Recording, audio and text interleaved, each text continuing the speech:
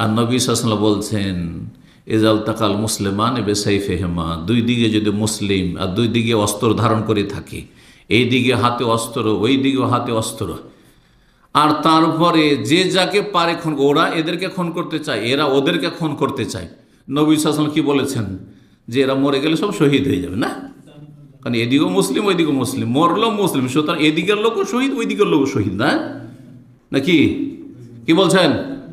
সহিহ বুখারীর হাদিস, ফাল কাতিল ওয়াল মাকতুল ফিন্নার, যে খুন করবে সেও জাহান্নামী আর যে খুন হবে সেও জাহান্নামী। সাহাবীরা অবাক হয়ে গেলেন, ইয়া রাসূলুল্লাহ হাযাল কাতিল, ঠিক আছে খুনিকে বুঝতে পারলাম যে খুনি অপরাধী, সেই জন্য সে জাহান্নামে যাবে, ফামা বালুল মাকতুল, যে নিহত হইল খুন হইল সে কেন জাহান্নামে যাবে? বলছেন রাসূলুল্লাহ ইন্নাহু কানা হারিসান আলা কাতলি সাহিবি, এই জন্য জাহান্নামে যাবে খুন হওয়া সত্ত্বেও, মার খেয়েছে সে তারপরেও, কারণ ময়দানে নেমেছিল অন্যকে মারার জন্য, মারতে পারেনি সে। ইন্নাহু কানা হারিসান, সে উদ্গ্রীব ছিল, সেও সর্বাত্মক চেষ্টা করেছে আলা কাতলি সাহিবি, তার প্রতিদ্বন্দ্বীকে খুন করার জন্য, মারামারি করার জন্য। আল্লাহর বোঝার তৌফিক দান করেন এবং এই রকম গুমরাহি থেকে ফিরে আসার তৌফিক দান করেন। এই আযাব কেন? এটি আল্লাহর আযাব, ভালো করে মনে রাখবেন। এই জন্য যে সুন্নাহ থেকে সরে গেছে, বিদআতকে ধর্ম মনে করেছে, তাওহীদ থেকে সরে গেছে, শিরকে ভরা তরিকার তারা প্রচার প্রসার করে যাচ্ছে, বিদআত ভরা ধর্মকর্ম করে যাচ্ছে, যার ফলে আল্লাহর আযাব পড়েছে। আল্লাহর ঘর মসজিদ, কোরআন সুন্নাহ অনুসারীদের মসজিদের উপর আক্রমণ করেছে, তখন আল্লাহ আপোষে লড়িয়ে দিয়ে আযাব শাস্তি দিয়েছেন।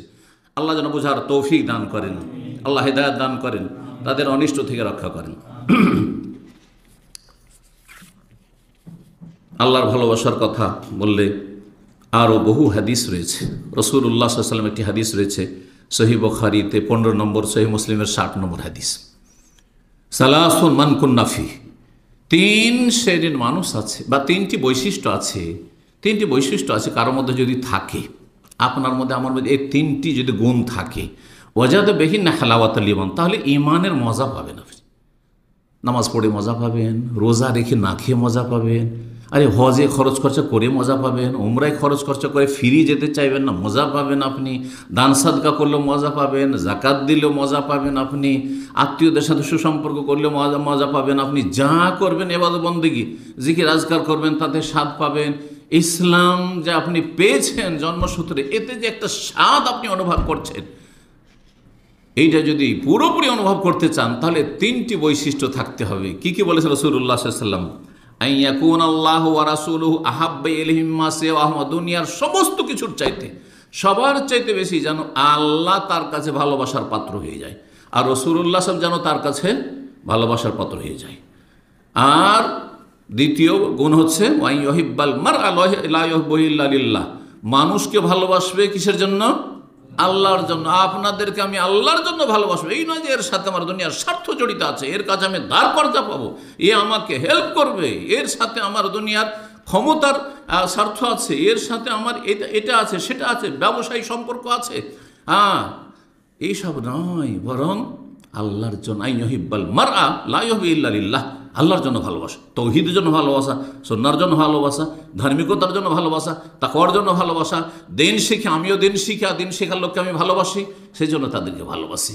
কে কোথা থেকে এসছে সেটা দেখার বিষয় নয়, লা ইউহিব্বু ইল্লা লিল্লাহ।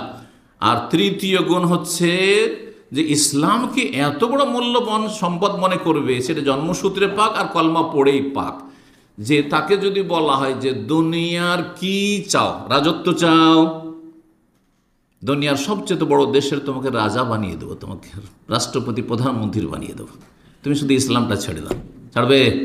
ছাড়বে না। তাকে যদি বলা হয় যদি ইসলাম না ছাড়ো তোমাকে আগুনে নিক্ষেপ করবো, তো জ্বলে যাবো কিন্তু ছাড়বো না, কুফরিতে ফিরে যাও, ওইভাবেই সে মেনে নিতে পারে না, ঘৃণা করে। যেমন কোনো ব্যক্তি স্বেচ্ছায় আগুনে ঝাঁপ দিতে চায় না, কোনো ব্যক্তি আছে যে স্বেচ্ছায় আগুনে ঝাঁপ দেবে? না, দেবেন। একমাত্র আত্মহত্যাকারী মূর্খ করতে পারে, যার নসিব দুনিয়া তো যা হচ্ছে আল্লাহর আযাব, এই আত্মহত্যা, আর আখিরাতেও আল্লাহ রাব্বুল আলামিনের কঠিন শাস্তি রয়েছে আত্মহত্যাকারীর জন্য। নবী সাল্লাল্লাহু আলাইহি সাল্লামকে এক সাহাবী এসে বললেন, সেটিও সহিহ বুখারী মুসলিম হাদিস রয়েছে, যে ইয়া রাসূলুল্লাহ মাতা সা, কিয়ামত কখন হবে, কিয়ামত কখন হবে? নবী সাল্লাল্লাহু কি বলেছিলেন?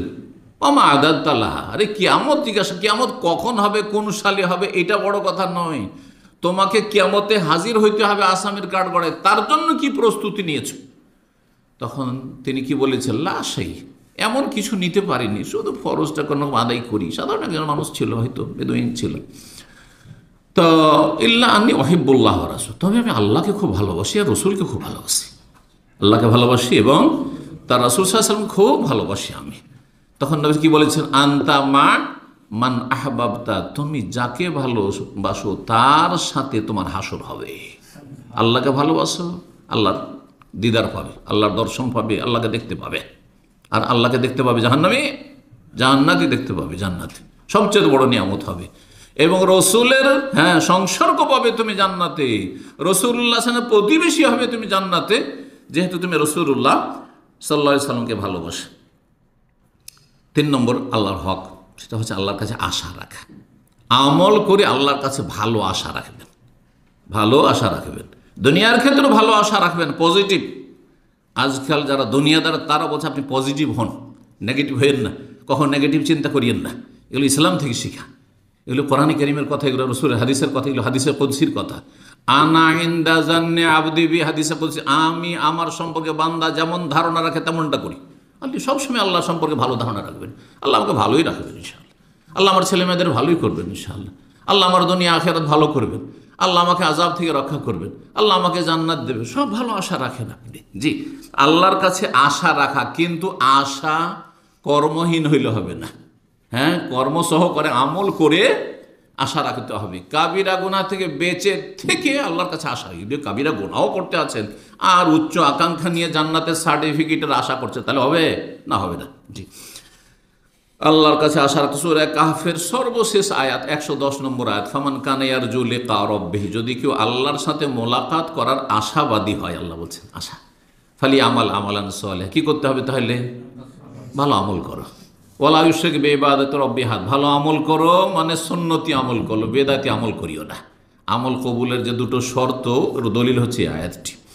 আর রবের ইবাদতে কাউকে শরীক করিও না, মানে ইখলাসের সাথে, তৌহিদের সাথে আল্লাহ ইবাদত বন্দী করে। ইবাদত কবুলের এই দুটি মূলত শর্ত রয়েছে। যদি দুটো না থাকে তাহলে ইবাদত হবে, এক আল্লাহর জন্য ইবাদত হইতে হবে এবং এক রসুলের তরিকায় ইবাদত বন্দী হইতে হবে। রব যেন তৌফিক দান করেন।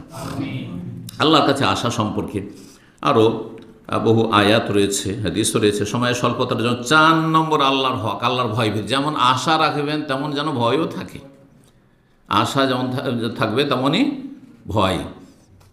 যদি শুধু আশাই রাখেন, শুধু আশা আর আশার ভয়টাই নেই, তাহলে কি হবে? পাপে লিপ্ত হয়ে যাবেন, পাপ করবেন, মানে 7 খুন মাপ। যে সব ছেলেমেয়েরা বাপকে দেখে, মাকে দেখে, যে সব সময় শুধু আদরই করে আর ভয় দেখায় না, রাত দিন মোবাইল নিয়ে পড়ে আছে। শুধু তাই নয়, বাচ্চা খেতে চাইছে না, ধরিয়ে দিল মোবাইল, ধরিয়ে দিল, আর তার সাথে মিউজিক চালিয়ে দিল, একটা কিছু চালিয়ে দিল, দেখ আর খা। কথা বুঝতে পেরেছেন? ও তো মাথায় চড়ে নিবে, আবার জীবনে মানুষ হবে না এসব ছেলেরা। এসব ছেলে কখন মানুষ হবে না? দুটোই থাকতে হবে। কি থাকতে হবে? যেমন বাবা মায়ের কাছে ভালো আশা থাকবে, তেমন ভয় ভীতিও থাকতে হবে। রবের জন্য উত্তম দৃষ্টান্ত, জি, ওয়ালিল্লাহিল মাসালুল আলা, সেটা হচ্ছে যে আল্লাহ সম্পর্কে আপনি যেমন আশা রাখবেন ভালো আমল করে, তেমন ভুল ত্রুটি যে হচ্ছে দৈনন্দিন আমাদের, কম হোক আর বেশি ভুল ত্রুটি হতেই আছে। সুতরাং সবসময় যেন একটা ভয় কাজ করে যে কখন যদি আল্লাহ ধরে নেন তাহলে কঠিন অবস্থা হয়ে যাবে।